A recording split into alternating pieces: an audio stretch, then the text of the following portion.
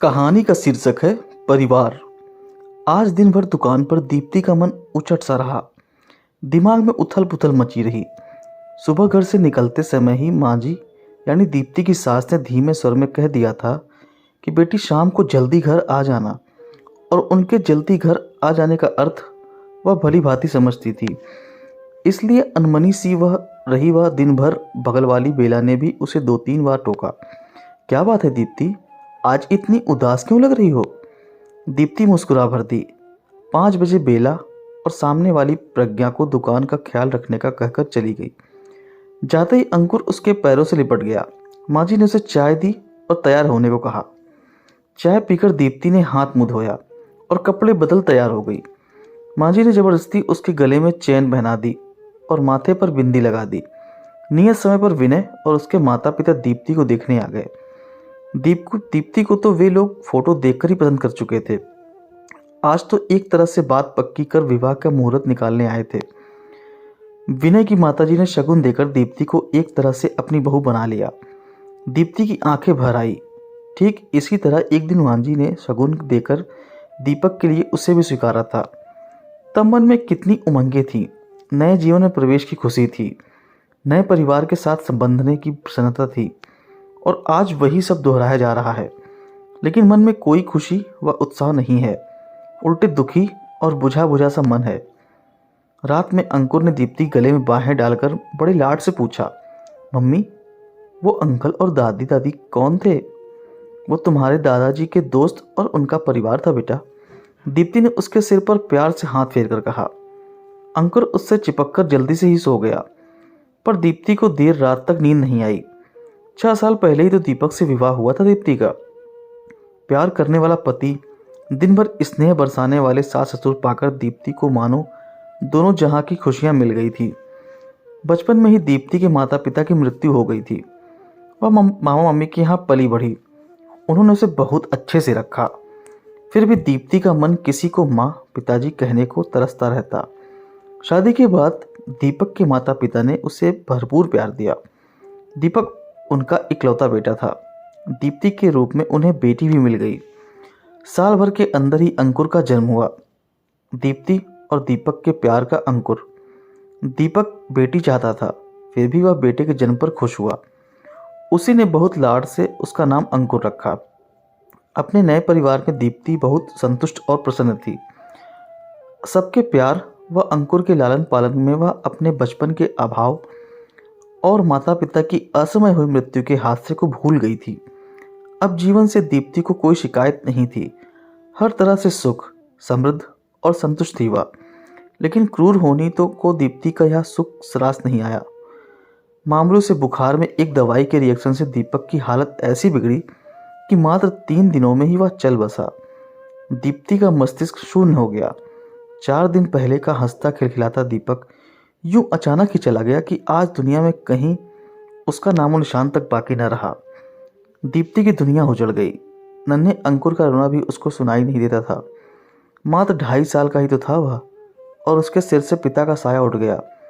दीपक के माता पिता ने अपने दिल पर पत्थर रखकर इस हादसे को बर्दाश्त किया और अंकुर व दीप्ति को संभालने में अपना गम भुलाने लगे।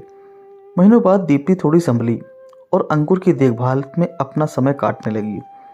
उनके घर के पास ही एक छोटा बाजार था, जहां ऊपर वाली मंजिल पर महिला मार्केट था।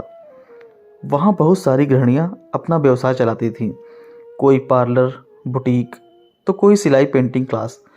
घरेलू काम से निवृत्त होकर औरतें अपनी अपनी दुकानों पर आ जाती। सब सहेलियां बैठी रहती, आपस में दुख सुख भी बांट लेती और कुछ रचनात्मक काम भी हो जाता। दीप्ति के ससुर जी ने भी उसे वहां एक दुकान दिलवा दी। दीप्ति नियम से अंकुर को स्कूल भेजकर दुकान पर आ जाती।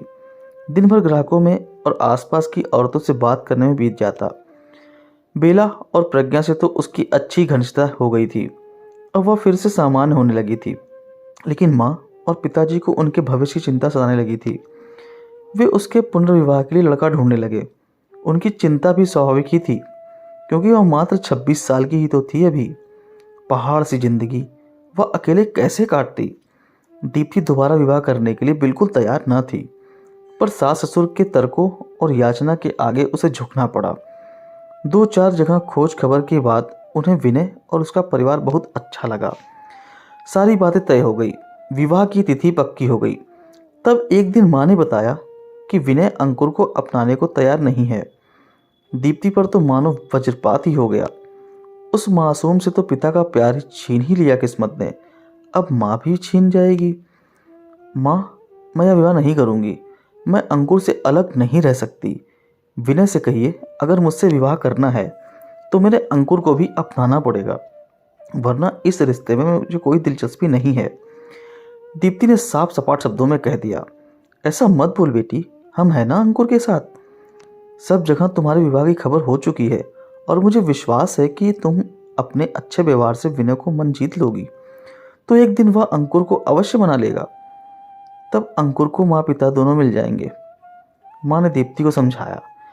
बेबस दीप्ति माँ के तर्कों के आगे हार गई और उनके गले लगकर रो दी। अंकुर के बारे में सोचकर उसका कलेजा मुंह को आने लगा। 15 दिन बाद ही एक शादी समारोह में दीप्ति और विनय का विवाह हो गया।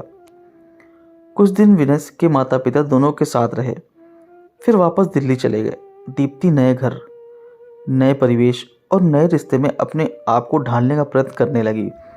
विनय बहुत समझदार, प्यार करने वाला और ध्यान रखने वाला जीवन साथी था। दीप्ति बहुत खुश थी। बस यही बात रह रहकर उसे कचोटती रहती कि काश विनय उसकी ममता की तड़प को भी समझ पाता और अंकुर को भी अपना लेता। कैसे दीप्ति को इस बात की तसल्ली थी कि विनय उसी शहर में रहता था। उसके ऑफिस जाते ही घर के काम करके वो अपनी दुकान पर चली जाती। स्कूल से अंकुर को भी पिताजी दीप्ति के पास छोड़ जाते। दोपहर भर दीप्ति अंकुर के साथ समय बिता लेती, उसे लाड प्यार कर लेती। लेकिन शाम को जब वह वापस घर आने लगती तब अंकुर रुआंसा होकर उसका पल्लू पकड़ लेता। तब दीप्ति का कलेजा तार तार हो जाता। बड़ी मुश्किल से वह भरी आंखों से फिर मिलने का वादा कर उससे विदा लेती। रात भर अंकुर का रोता चेहरा उसके सामने घूमता रहता और वो सो नहीं पाती। कुछ महीने इसी तरह बीत गए। एक दिन दीप्ति को पता चला कि वह माँ बनने वाली है। विनय की खुशी का ठिकाना न रहा। वह दीप्ति का हर तरह से ख्याल रखता।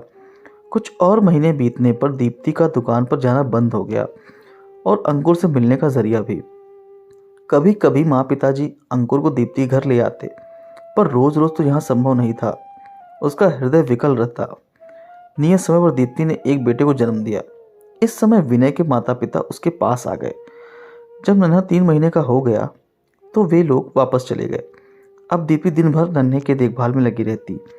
नन्हे की देखभाल के दौरान उसे हर पल अंकुर का लालन पालन याद आता और वह तड़प उठती।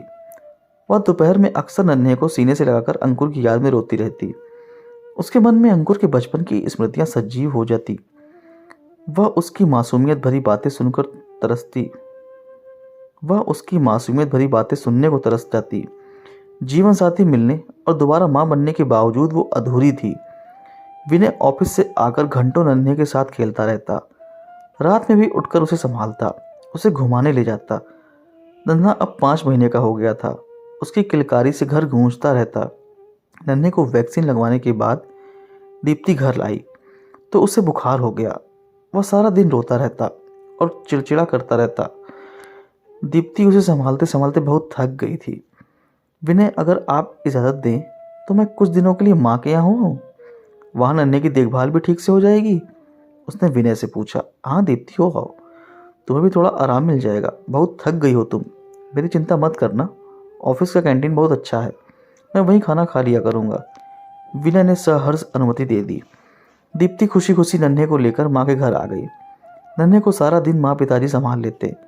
दीप्ति पूरा समय अंकुर की देखभाल में बिताती। उसे नहलाना धुलाना, खाना खिलाना सब वह करती। महीनों बाद अंकुर रात भर उससे लिपट कर सोया। वह उसे नई नई कहानियाँ सुनाती।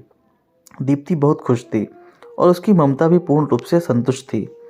दीप्ति के जाने के बाद विनय जब शाम को घर आता तो घर उसे काटने को दौड़ने लगता। उसे दीप्ति और नन्हे की बहुत याद आ रही थी। देर रात तक वह टीवी देखकर मन बहलाता रहता। रात में सोता तो उसे नींद में भी लगता कि जैसे नन्हा रो रहा है या कुनमुना रहा है और वह चौंक कर जाग जाता। उसे न घर में न ही ऑफिस में चैन आ रहा था। ऑफिस में उसका मन काम में नहीं लगता और घर का सन्नाटा उसे खल रहा था। अचानक विनय को एहसास हुआ कि वह तो बाप है। फिर भी 5 महीने के बेटे से 5 दिन की दूरी उससे सही नहीं जा रही है। लेकिन दीप्ति तो माँ है। 5 बरस जिस बेटे को उसने सीने से लगाकर पाला पोसा, उससे इतने महीनों वह किस तरह अलग रह पाई होगी। सचमुच वह कितना निर्दयी और छोटे दिल का है, जो एक मासूम को उसकी माँ से जुदा कर दिया। यदि दीप्ति नन्हे को लेकर हमेशा के लिए चली गई तो कैसे जी पाएगा वह अपने जान से प्यारे बेटे के बिना।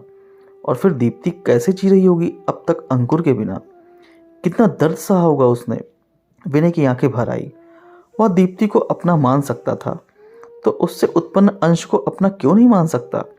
कैसे वह इतना छोटे मन का स्वार्थी हो गया। उसे पश्चाताप होने लगा। अगले ही दिन विनय दीप्ति के घर जा पहुंचा। नन्हे को गोद में लिए दीप्ति अंकुर को मान मनोहार करके खाना खिला रही थी। उसके चेहरे पर ममत्व की एक अलग ही चमक झिलमिला रही थी। विनय ने उसे इतना प्रसन्न कभी नहीं देखा था। वह मुग्ध होकर दीप्ति को देखता ही रह गया। आज तक उसने एक माँ से यह गौरवमयी आंतरिक प्रसन्नता छीन रखी थी। वह ग्लानि से भर उठा। विनय पर नजर पड़ते ही दीप्ति का चेहरा बुझ सा गया और अंकुर ने भी सहम कर उसका आंचल पकड़ लिया। विनय ने मुस्कुराकर अंकुर से सिर पर हाथ फेरा तो वह दीप्ति से सटकर खड़ा हो गया। तुम्हारा बिना घर सूना सूना लग रहा है। अब तो नन्हे की तबीयत भी ठीक है, चलो घर चलें। विनय ने दीप्ति से कहा। आप माँ को ले जा रहे हैं? अंकुर आंखों में आंसू भर आया। केवल माँ को ही नहीं बेटा, आपको भी घर ले जाने आया हूँ। अब से आप भी माँ के साथ ही रहेंगे, विनय ने प्यार से कहा। सच अंकल? अंकुर प्रसन्न हो गया। अंकल नहीं, पापा बोलो बेटा, मैं तुम्हारा पापा हूँ, विनय ने उसे गोद में उठाकर प्यार से कहा। दीप्ति आश्चर्य से विनय की ओर देख रही थी। मुझे माफ़ कर दो दीप्ति, मैं बहुत स्वार्थी था। आज तक मैंने माँ बच्चे का एक दूसरे से अलग रखा। मैं तुम्हारा अपराधी हूँ। नन्हे से अलग होकर मुझे अपने बच्चे से दूर रहने के दर्द का एहसास हुआ। मैं अपने दोनों बेटों को घर ले जाना चाहता हूँ। नन्हे के बिना मैं 4 दिन रात तक नहीं रह सका। तुम अंकुर के बिना साल भर तक कैसे रह पाई होगी। बस अब तुम्हें और तकलीफ नहीं दूंगा। विनय के स्वर में क्षमा याचना थी। दीप्ति इस अप्रत्याशित खुशी को पाकर रो ही पड़ी। मैंने कहा था ना बेटी, एक दिन सब ठीक हो जाएगा, माँ और पिताजी कमरे में आते हुए बोले। अंकुर विनय के गले से लिपट गया। नन्हे को सीने से लगाए दीप्ति यह दृश्य देखकर भावविभोर हो गई। आज उसे लग रहा था उसका परिवार पूरा हो गया। दोस्तों, उम्मीद करता हूँ यह भावुक कहानी आपको पसंद आई होगी। अगर उसने वीडियो को लाइक करें, शेयर करें और चैनल पर नए हो तो चैनल सब्सक्राइब करना ना भूलें। धन्यवाद।